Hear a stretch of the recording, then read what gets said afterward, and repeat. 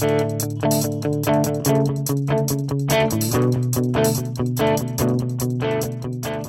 to Pedo Teeth Talk, brought to you by the American Academy of Pediatric Dentistry, a show that delivers cutting-edge ideas for the professional specializing in pediatric dentistry and promotes the highest standards of patient care with today's top experts in the field. Now here's your host, Dr. Joel Berg. Thank you for tuning into Pedo Teeth Talk, where we bring you the contemporary issues important to you and your practice. Brought to you by the American Academy of Pediatric Dentistry. I'm your host, Joel Berg. And thank you to our Pedo Teeth Talk sponsor, Hugh Freedy, for helping us bring you great content. We couldn't do this without them. Visit them at www.hughfreedy.com. That's HU-FRIEDY.com. We are here today with Dr. Amr Moursi. Dr. Moursi is Professor and Chair of the Department of Pediatric Dentistry at the New York University College of Dentistry and on the medical staff at the New York University Langone Medical Center and the Bellevue Hospital Center in New York. Dr. Moursi completed his D.D.S. degree at the University of Michigan School of Dentistry, a pediatric dentistry residency at Children's Hospital of Pittsburgh, and then a Ph.D. in Craniofacial Biology from the University of California in San Francisco. He's a Diplomate of the American Board of Pediatric Dentistry, and Dr. Moursi is also recipient of the Children's Hospital of Pittsburgh Distinguished Alumni Award. For the American Academy of Pediatric Dentistry, Dr. Moursi currently serves on the Executive Committee as President-elect for 2 more days, and a Fellow of the Pediatric Oral Health Research and Policy Center, a liaison to the American Academy of Pediatrics, director of the Comprehensive Review Course, and also a national spokesperson. He has received the Merle Hunter Leadership Award and has been selected for both the AAPD Leadership and the Advanced Leadership Institutes. His research focuses on early child oral health and the integration of oral health in primary care. He has served as Principal Investigator on a number of federally funded projects, including grants from various entities, including CMMI, HRSA, and NIH. Dr. Moursi is host of the Dental Health Show on Dr. Radio, a Sirius XM satellite radio show, and he and his department have been featured on NBC's Today Show, ABC's Good Morning America, CNN Headline News, Inside Edition, and on local New York City television and radio news programs, as well as on several New York City newspapers. Dr. Moursi also maintains a private practice in New York City. Well, Dr. Moursi, thanks for being with us today on Pedo Teeth Talk here live in San Diego. Thank you for having me. This is wonderful to be here in the exhibit hall of the AAPD annual session. You can just feel the energy. It's really exciting. Well, we're so glad you're here, and I usually give a kind of a shortened version of one's bio as we do these podcast interviews, but I did shorten your interview because you've accomplished so much. But I felt it was important to tell our members of AAPD and others about your many accomplishments, because today we're going to talk about you being the incoming president of AAPD. So I think it's correct that 2 days from now you'll become the president, and you'll serve as president of the AAPD in the 76th year, I guess, of our existence. We're celebrating our 75th anniversary. So today I want to talk to you mainly about what you see in the future for AAPD, what you want to accomplish in your year as president, for our members to get to know you a little bit. So let's start with how you got involved in pediatric dentistry, maybe briefly, and what attracted you to it. And we're going to end up talking about your role now as chair, and then we'll move on to the presidency. Like a lot of other members and a lot of other people in our leadership of the AAPD, it kind of started very early on. Started as a dental student and then as a resident. Getting involved kind of at your local level. And I was just speaking to the kind of early career dentists. We had this great reception party last night for early career dentists, and I told them, this is the time to get involved. Jump in early before there's a lot of life commitments that kind of get in the way sometimes. And a lot of it was also my mentors. In professors, program directors, they were very involved, and they led by example. So that really helped. And you start on one committee, go to another, and pretty soon, before you know it, the AAPD becomes your family, and right. That's kind of how it all started. So I want to go back further and ask you, So I like to ask everybody this, somebody, especially the president of AAPD, at what point did you know you wanted to be in academics versus private? Right. You are in private practice, but your main role is in academics. Absolutely. And the goal really initially on was, okay, I want to get into dental school and be a dentist, and then I started getting involved in some research. Like, wow, this research is kind of interesting. And then, when the bug really first started, I think I was a fourth-year dental student, and I was at University of Michigan, and they let the fourth-year dental students have the opportunity to be teaching assistants for the first-year dental students. And I did that, and it just was so fulfilling. It was so exciting. And then it started from there, and then got into research.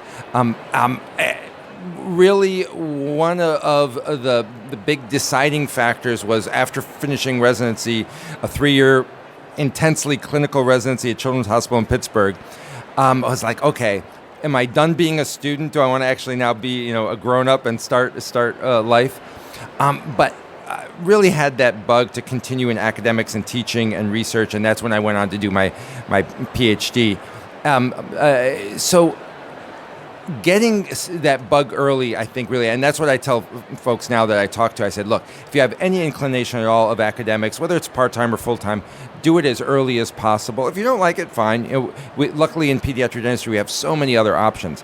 But try it early, and because that's going to be the easiest route. Right, and you can, you've done this in your department, which I'm going to get to in a second. You fostered all kinds of opportunities in academics, from part-time, research, full-time, you name it. In fact, we've interviewed a lot of your faculty on this show who've really led the way for various forms of manifesting one's role as an academic pediatric dentist. Right. So let's go to the present, and you're the chair of pediatric dentistry at New York University. It's the biggest dental school. I think you graduate 9% or 10% of the dentists in the country from one school. And I always describe you, Amir, as you're like the mayor of New York, because your job in size is about as big as some dean jobs because the department's so big. So you can do more. So tell us what you do as chair, and maybe how it's different at NYU than it might be at a smaller school. And then maybe briefly some of the things that excite you the most about the future at your academic role. Well, you mentioned size, and the size really helps. I mean, there's certainly trade-offs. There's pros and cons to being such a large dental school, and our residency is relatively large too. We take 8 to 9 a year. But it really gives you a lot of latitude. So now if there's some initiative out in the community that we want to do, there's some research project, there's some interprofessional collaborations we want to do, we have the bandwidth to do it. We have enough faculty, we have enough residents so that we can still keep the ranch running and keep our basic kind of fundamental things that we have to do, like operating our clinics and teaching our courses, but still pull people away and give them the time to do some of these other really innovative, really exciting initiatives. So I think in our case, size has really been beneficial. But with size, you need to make sure you have the bandwidth to have that manpower. We have enough faculty. We're fortunate to have a really great team of faculty. And we have 2 clinics, one at the dental school, one at Bellevue Hospital, and we work in the hospitals. And we're very much involved in the community. We go to over 130 sites in the New York City area. Wow, that's crazy. Head starts, preschool, elementary school, foster care. How do you keep track of all that activity? You must have a... We have a really good team of administrative support. We have some really great full-time administrators, and that's fortunate. I've been at other dental schools where there's great faculty, but one of the missing links often is having that core of administrative help. These are people with masters in public health. These are people who can really be coordinators of projects, help write grants, work with our local partners, because the faculty alone can't make that kind of a vast program be successful. So regarding this size thing, that it's an advantage, but you have to be careful, how does that relate to the dental students? Because obviously you've got, how many, 400? Close to 400 per class, So how do you manage teaching pediatric dentistry to 400 dental students? Yeah. And luckily, we rarely see them all at once, so the magnitude of it doesn't hit you, because otherwise it makes your head spin. Right. So in our preclinical courses, we actually went to a blended learning approach. Now it's probably got to be at least 8 years ago now, which was so fortunate, because when the pandemic came and we had to teach remotely, we were set. So we about 8 years ago, we stopped having lectures to the entire class, trying to get 380 dental students in a room. We went to a lot of video modules. Students do that on their own and then come for small group learning. So we never have more than 25 at a time. So it's kind of like active learning. Do they ever call it that? And very interactive. Flipping the classroom, as they say. Exactly. Flipping the classround, that upside down curriculum, that blended learning. And then now when we meet, instead of just it being passive learning, some lecture to 300 people, it's 25 students, and they can now interact. It's usually very case-based. And you actually get graded on your participation. So and then when they get into clinic, we have them in small groups again. They do rotations with us, and again we have multiple. So we certainly teach them in our clinics, but they go out into the community as well, and they probably get as many patient experiences out in the community as they do at the dental school. So one last thing about that, in terms of access to patient experiences. You're in the largest city in the country by far. So what's it like getting patients to come in? Transportation is different in New York City than elsewhere. Yep. So you moved there, 10 years ago? 15 now. 15 now. Yeah. Wow, it flies. So what's that been like, in terms of the patient care experience, managing that number of dental students, residents, getting asked? You said you have all these locations, but that's a logistics thing too. Yeah, and it's very different from where I'd been. My first faculty position was at the Ohio State University Children's Hospital, which is now Nationwide Children's Hospital in Columbus. And there, it's people could just get in their car and drive there, or they could take a bus, or there's a parking lot. You're right. Pretty centrally located. In New York, obviously, very different animal. So we really try to make sure we make it as easy as possible to come to us. Most people come by subway, that sort of thing. We need to maybe adjust our hours a little bit for that. And also being out in the community. So going to those schools is their first step into creating that dental home. So we really push the idea of dental home. Going into a school-based clinic is great, and it's really valuable, and it's an important part of what we do, but that's not a dental home. So we make sure that's your gateway to coming to the dental school, coming to our clinics, either at the college or at Bellevue, where that can be your dental home. We will now pause for a word from our sponsor. Do you need additional CE hours but don't have time to travel to courses? Did you attend the annual session and want to listen to the audio recordings? Check out AAPD's Education Passport, an online learning center, where you can earn CE and listen to audio recordings from all of our continuing education courses and more. Visit educationpassport.aapd.org. We are back with Dr. Amr Moursi. We're here live at the annual session for AAPD 2022 in San Diego. It's a wonderful environment. Good to be back together, 75th anniversary.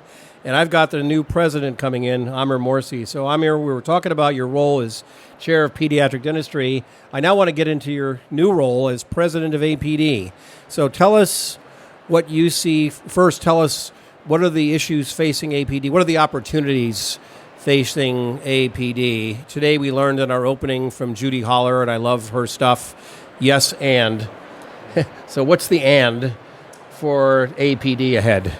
I think there's two ands. One is kind of resetting after the pandemic. There was a lot of things that just by necessity had to get put on hold that were kind of brewing before, new initiatives and projects that we as an academy wanted to achieve. So I think one end is reset, and then the other is innovate based on what happened. The pandemic was tragic. especially being in New York City. We were the epicenter those first few months. Most of us in New York knows someone who either was severely ill or tragically passed away because of COVID. So it hit home, but there were some silver linings, and I think we've learned whether it's remote work, remote learning, is teledentistry, on and on. So I think that, as the old saying goes, never let a good crisis go to waste. There are some silver linings that we've learned from this crisis. So I think those are the two things: reset, get back onto some of those initiatives that were put on pause, and innovate based on some of those silver linings. So what are some of those initiatives that were put on pause that the APD is going to work on that you'll be coming into? Right. One of the things that we were really putting a lot of emphasis and work on was safety, and that I would say kind of probably escalated during COVID, and made it more important. Yeah, I think a lot of people say, yeah, safety is great, yeah, but it wasn't all that tangible, and certainly wasn't all that imminent until then. Now our safety checklist on our website is the number one most visited page on the AAPD website. So that was a indication to really ramp that up.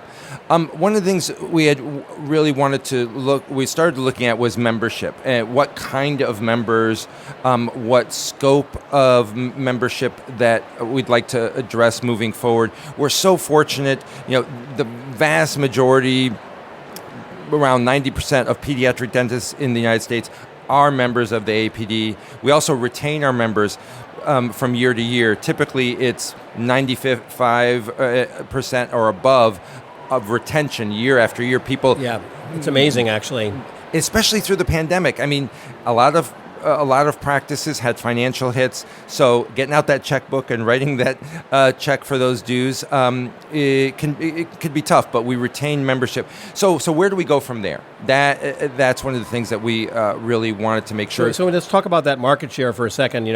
We have been really fortunate, but it's also our own hard work. We do two things well. I hear all the time. We pay attention to the member needs, right? Like any good organization but we also pay attention to the health of our community. Yeah. And that's we always say we're here for the children when we go lobby. There's other organizations, maybe they don't have that opportunity to talk about more than themselves in terms of members.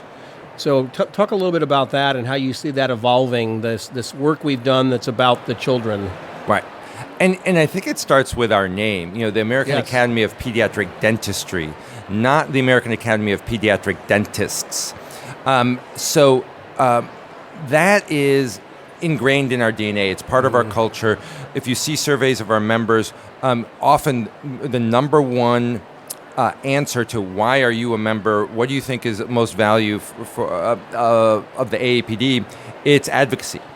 So this is a selfless group that we have. Certainly, we all want to prosper. We want to do well. We want to be fulfilled in our careers and our practice. But the goal of the mission of the AAPD is optimal oral health for all children. How do you do that? You advocate for children, whether it's at the local, state, national level. And a lot of that is behind the scenes. I think we're trying to get that more visible so people are not only our members but the public see what we do every day. And when you're in leadership, and you've been there as a past president now, the number of emails every day about this legislation, this issue, this policy with CMS, Centers for Medicaid and Medicare, on and on and on, are enormous. A huge amount of time and effort is spent advocating for children. Yeah, that's fantastic. So, you and I have chatted about the future, and I'm excited to watch your presidency. I think you're going to do some wonderful things with all of us for our members, and I want them to stay connected with you. But we've talked a lot about the need to communicate, to talk. And we all heard today, we were reminded that excitingly, that we're more than half women. We're getting younger as a specialty. Right.